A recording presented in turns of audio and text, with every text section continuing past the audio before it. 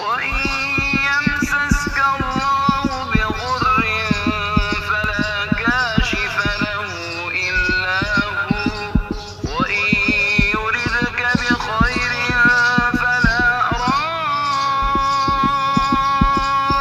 لفضله يصيب به من يشاء من عباده وهو الغفور الرحيम। और अगर अल्लाह तुमको कोई तकलीफ पहुंचाए तो बाजुज उसके और कोई इसको दूर करने वाला नहीं है, और अगर वो तुमको कोई खैर पहुंचाना चाहे तो उसके फजल का कोई हटाने वाला नहीं।